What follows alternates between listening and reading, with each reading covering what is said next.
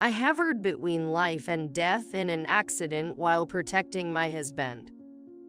Yet, on the day I finally left the hospital, my husband showed no concern for me at all.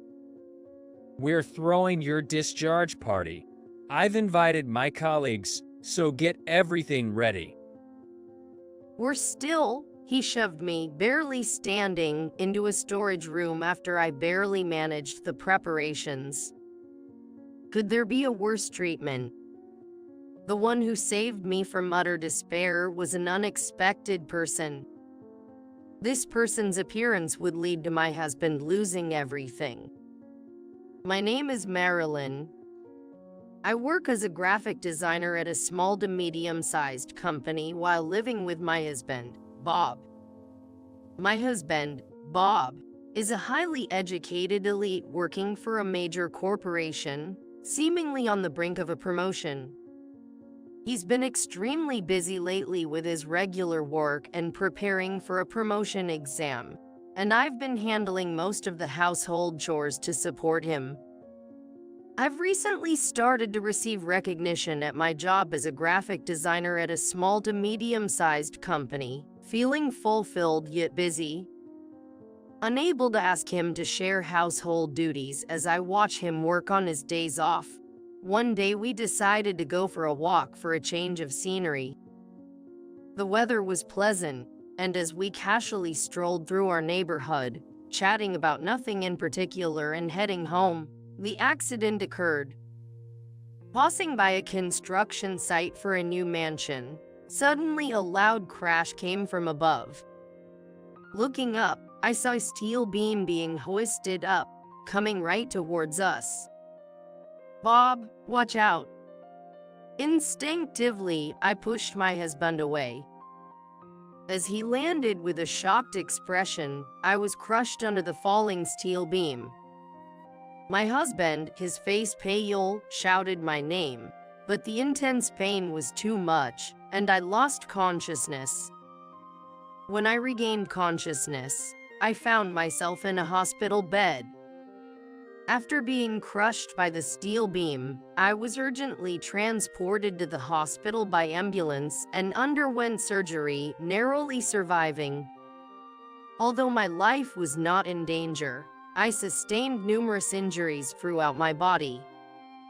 The most severe was to my left arm, which was in such a bad state that amputation was the only option.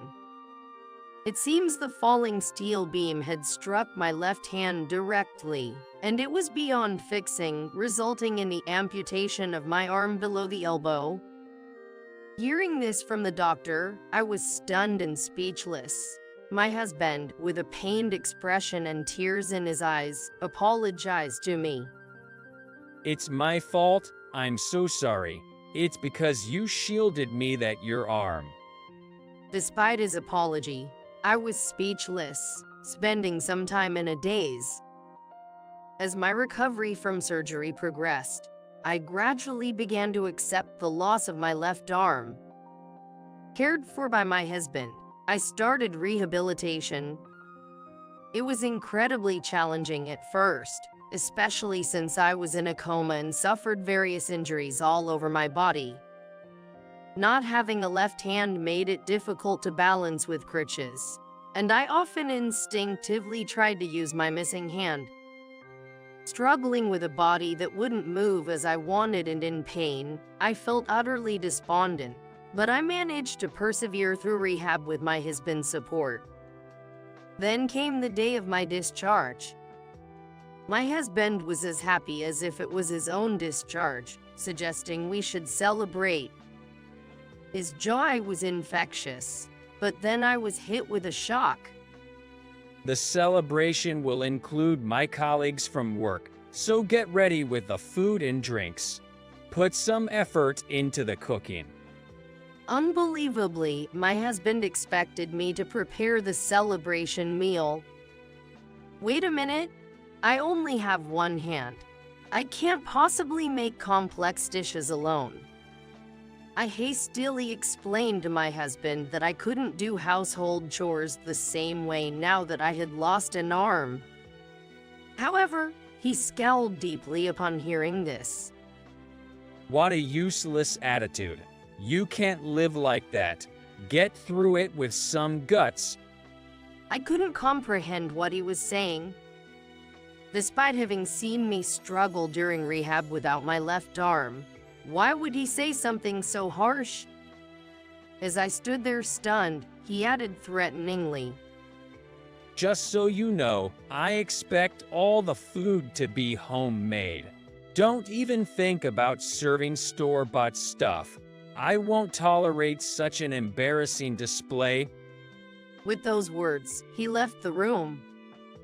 His attitude left me completely numb, unable to move from the spot for a while. Not only was I shocked by his heartless words, but my spirit was also shattered by the accident that cost me my arm. I was in no state to make sound judgments. Our marriage had always been one where my husband had more say, and I couldn't bring myself to argue or defy him. On the day of my discharge celebration, I was still dragging my body around in pain, becoming dizzy as I prepared for the celebration. As expected, my husband didn't lift a finger to help, lounging in the living room as if uninvolved. With just one arm, I struggled to prepare for the celebration, taking much longer than usual. Exhausted and slumped in a chair, my husband dealt me another cruel blow. Stay in there and don't come out. Your pitiful state is an embarrassment. He said that coldly, dragging me by the arm to the garden shed, slamming the door shut. Dazed from fatigue, I couldn't comprehend his sudden action and was left speechlessly locked in the shed. While I was still in shock, it seemed his colleagues arrived, and the party started. I could hear their boisterous revelry even from inside the shed. It was supposed to be my discharge celebration, yet why was I locked away? What did I do to deserve this? I felt utterly despondent, as if crouching in the depths of despair. Overwhelmed, perhaps by stress or overexertion, I realized I had developed a fever. In agony, I tossed and turned, lying on the cold, dark shed floor. After what felt like an eternity, the shed door suddenly flung open, and a man's voice exclaimed, "Are you okay?" as blinding light streamed in. The man who opened the door, younger than me and my husband, was sharply dressed in a suit. Seeing me sprawled on the ground, his eyes widened in shock. He quickly helped me up and, noticing my fever, pressed a room temperature water bottle against my neck. The coolness felt soothing, and I closed my eyes in relief, weakly expressing my gratitude. With a concerned frown, he suggested, "Let's get you inside to rest," and supported me towards the house. As we entered the living room, where the party was in full swing, my husband looked shocked. Yet, he didn't offer a single word of concern for me. Frustrated by my husband's behavior, the man supporting me confronted him. "What's going on here? Why is your wife, who's running a fever, left in a shed?" My husband, drunk and flushed, laughed mockingly. What? I just hit her because she was all wobbly. I didn't know about any fever. Seeing my husband's lack of concern, my heart shattered. Who are you anyway? A new guy? My husband grumbled disdainfully, but I was too stunned to understand who he was addressing. The man supporting me yelled, "Enough!" How can you neglect your family like this? I can't believe someone like you is part of our company. And to think you'll be under my supervision soon. It's disheartening. His words left everyone, including my husband and his colleagues, dumbfounded. Then he revealed a shocking truth. He was the soon-to-be president, having worked at our overseas branch for years. Next month, he was to transfer to our local head office, directly supervising my husband's department. Only a few, like the current president, knew of him as he had just returned from abroad. He explained he had come to briefly visit the wife of an employee who had suffered a serious injury. But instead, I found moaning from the shed and discovered the guest of honor collapsed inside. What an appalling treatment for a wife who protected you at the cost of her arm. As his identity as the future president became clear, my husband's face was drained of color. Stammering, he tried to defend himself. No, she just chose to rest in the shed. I didn't tell her to. Fed up, I finally exploded. Enough. You pushed all the preparation on me, lounging around without lifting a finger. Then you shoved me in the shed, saying I was an embarrassment. Stop treating me like a fool. Driven by anger, I tearfully revealed the cruel treatment I had endured from my husband. This caused an uproar among his colleagues who had been watching the exchange between my husband and the future president in confusion. They angrily asked, "What do you mean?" Apparently, my husband had been misleading his colleagues about my absence during the celebration, saying, "She's just stepped out for a bit, and I think she'll be back soon." We thought it was strange you weren't around, but to think you were locked in a shed, and to burden a convalescing wife with all the preparations. How could you do such a terrible thing? Despite being condemned by everyone present, my husband refused to admit his guilt and defiantly tried to justify his actions. Marilyn has always been good at household chores, so I thought it was cruel not to help her get back to normal as soon as possible. I decided to push her a bit for rehab, thinking it's for her own good, out of kindness. I was so angry at his selfish reasoning that I couldn't say a word. In my stead, the incoming CEO glared at him sharply and pointed out, You may not know this, but she is an extremely talented graphic designer. Surely, her abilities are not limited to just household chores, right? As it turns out, the company I work for is a subsidiary of my husband's company. Somehow, the incoming CEO knew about my work performance. Being unexpectedly praised for my work, I momentarily forgot my anger towards my husband and felt happy.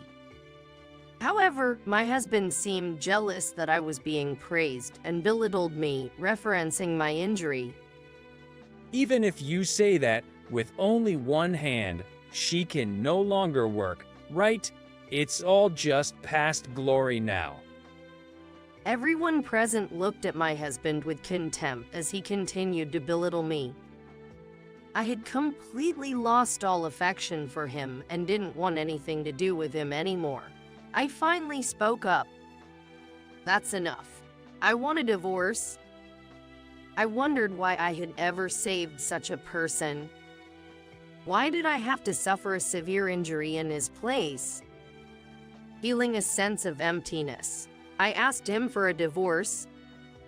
My husband, seemingly unable to comprehend my words, stood there with his mouth and eyes wide open. Leaving him behind, the incoming CEO took my hand and said warmly, "Please rely on me if there's anything I can do to help." My husband's colleagues consoled and encouraged me, and before I knew it, he had vanished from the scene. Our divorce was finalized without issue. Backed by testimonies from the incoming CEO and colleagues, I claimed compensation for the mental anguish caused by my ex-husband. The lawyer, fully supporting me, ensured the process went smoothly. When my injury healed, I was called to discuss my future work. With one arm gone, I knew I couldn't work the same way as before, bracing myself for a potential resignation. But to my surprise, both my boss and the incoming CEO were waiting. The CEO, aware of my abilities, offered me a job as a graphic designer within the Disabled Employment Program. Your work is truly remarkable. It's a pity to lose you just because of the disability. Would you please continue contributing to our company within your capabilities? Touched by his sincerity, I accepted the offer. My colleagues treated me the same, without overbearing concerns. They assigned me manageable tasks, allowing for a smooth return to work.